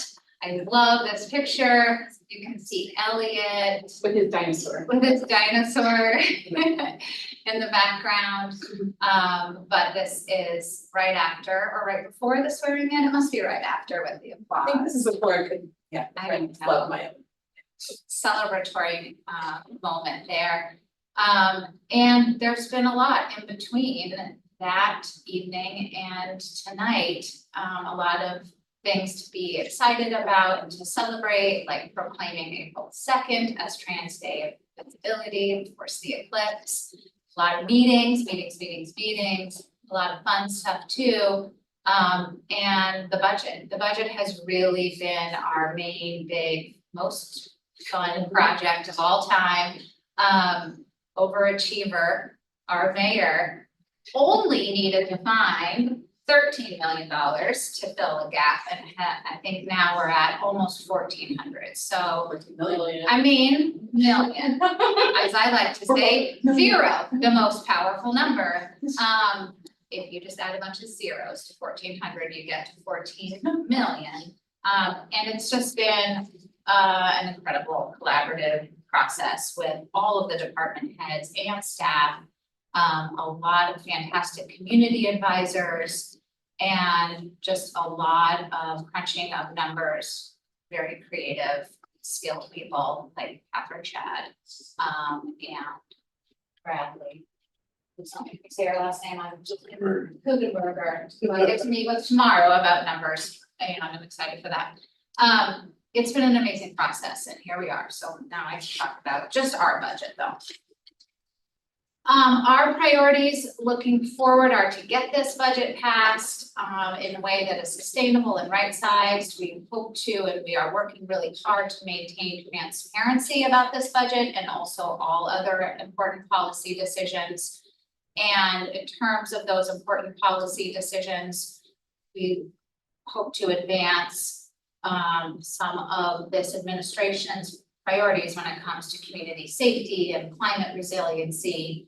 And we're doing that by collaborating as best we can with everyone across departments, across the city, and also with our regional, state, and federal partners. Because if we're not smart about those kinds of partnerships, then we're just losing out on a lot of opportunities. And so far, we've already been able to get that kind of work underway with really having a very inviting, inclusive, collaborative work environment. And with that, we want to make sure that we have good systems for all of this because it is a lot of work, but we're thinking of ways to work smarter and not harder. Already the mayor has established awesome systems for interdepartmental communication with department heads. Department head meetings have been fantastic. And there's bi-weekly updates for department heads. When I think about helping to create some systems, I think about how the mayor's office can avoid being a bottleneck for certain things that need to happen like week after week after week, where department heads work hard to get their proposals to the Board of Finance or City Council, but before they can get in front of you, our office has to approve those things. And if they're just sitting in my inbox because I can't find them or I haven't had time to look at them, then it's extra work on department heads to say, hey, Erin, maybe you don't know how to do your job, but if you look at this thing, I've asked you 3 times, I'm, looking through my emails. It's not efficient for anybody. It leads to frustration on department heads who are already working so hard. So I think there could be systems there. Could there just be a place where everyone puts their proposals and I know to go and look at them? That's a simple tech idea that I've talked with Scott about. There's also, systems about communication when we're talking about big picture things, not the, every other week Board of Finance things, but like you brought up, Councilor Barlow, about what do we do when this efficiency study finally comes out? How do we work together with department heads to talk about the implementation of any of those ideas or other ideas for implementing structural changes that might lead to a more efficient city government? Well, we need to have good structures in place to have those kinds of good collaborative conversations. I think if anyone can pull that off, it's this mayor. But we need systems to be able to make sure we're hearing from everybody and that we're then taking what we hear and we're actually able to help implement any kinds of changes that folks want to see happen. And then, most exciting of all, July 1st, 2025, we're gonna start doing budget planning for FY26. Maybe not really, but we are going to begin planning for the FY26 budget this summer so that we just have more time to do more careful thinking.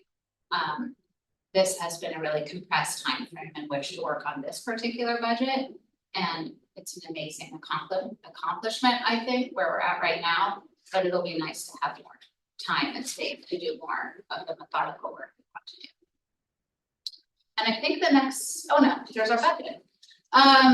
So our budget is fairly straightforward. It's primarily personnel and benefits. We do have a small sliver for our operating costs, and we worked really hard to reduce expenses where we could. This budget is approximately $11,000 smaller than last year's, And we did this really by making just some small cuts across a number of things like travel, office supplies, dues and subscriptions. And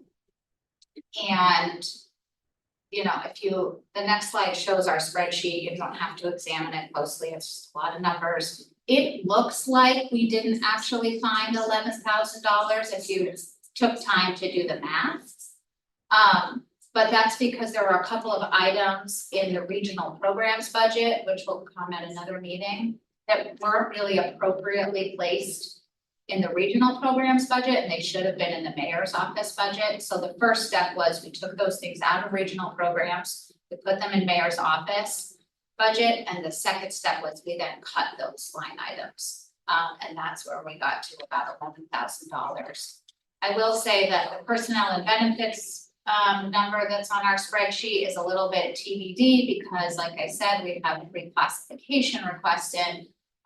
As well, we will have some significant cost savings due to not needing health insurance for the mayor. So our budget is still a little bit in flux, but we did find ways to make it smaller than last year. Happy to take any questions. Thank you, Erin. Where am I at on time?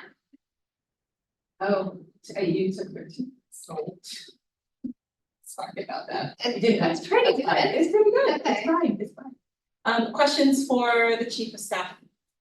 There's Alex. That's perfect. I still have a long-term concern about goodness of the budget to manage everybody, particularly with the organizational study coming up and what I perceive to be incredibly hard work managing that, which I suspect will have some suggestions about maybe some reorganizations of departments or merging functions, which will be, people will have lots of opinions on those. So I'm just, yeah, I express that as a concern. So get that. I appreciate the work you've done. Your comment on the health insurance made me think it was a question I should have asked earlier. One of the reasons I understand our own health insurance budget in the city has gone up is we have 100 new covered lives. So again, this is a more long-term suggestion. It seems maybe we ought to be looking at something, you know, flying out part of the benefit or whatever. Because it can be so volatile, and that's certainly fair to the employees, but we can't budget around that. To that point, we just had a department head meeting at some point this week. It was probably yesterday, it feels like 5 weeks ago, but one of the things that we did in that department head meeting, and using our monthly meetings for longer term visioning work as a collective of 18 leaders of the departments. And we documented all the ideas that were generated during this budgeting process that we did not put into the fiscal year 25 budget. And it included things such as buyouts for city employees, thinking around how we have to think about our modern day reality with our health insurance, keeping quality of course, but also really being reflective, separate from that conversation. That's where the buyout conversation idea was raised again. But we all recognized when we first saw sort of the impacts on the health insurance, I need to really think about the self-insured status of the city. Is that sustainable economically still in 2024? It certainly served the city in the past. I think we have to look at some other options to see, are we really using the best kind of setup? And is that projection wise really sustainable for the city?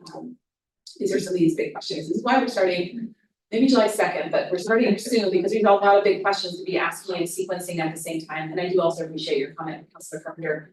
I mean, you don't know what you don't know when you become mayor, and certainly I can see how thin this office is, and there's a lot of big things ahead of us. So we will be in constant dialogue to make sure that we again have this capacity to support this really important modernizing work. I think really that's ahead of the city. So stay tuned.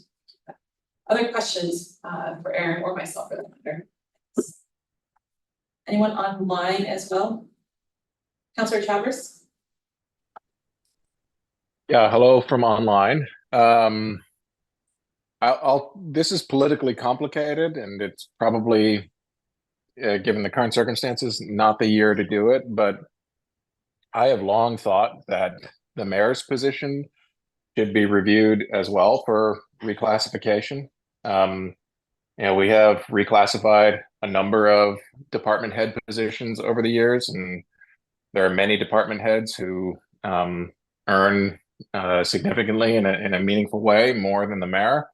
I think it's worth our exploring at some point in time reclassification of that position as well, and maybe even exploring a mechanism by which the mayor doesn't have to propose doing that on their own. So I just want to put that out there for consideration as we move forward.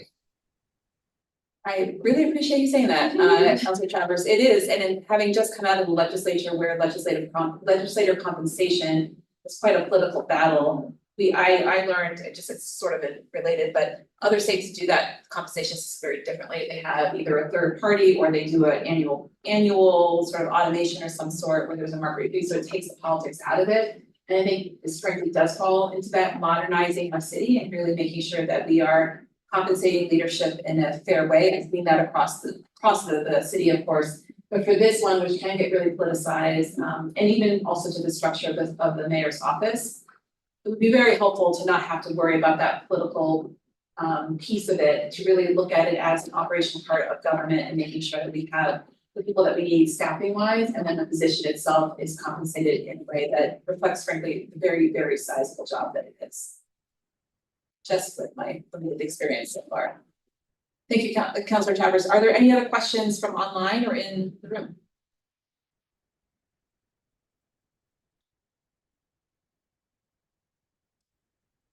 Okay, seeing none, thank you very much, Erin, for preparing the budget. And just for folks following at home, the last item on our agenda was reference to the regional programs budget. That is also being postponed just until next week on May 22nd. So we'll dive into that one next week. We're just making some final adjustments on that one. Seeing no other further business, I adjourn our meeting today. Thank you all very much.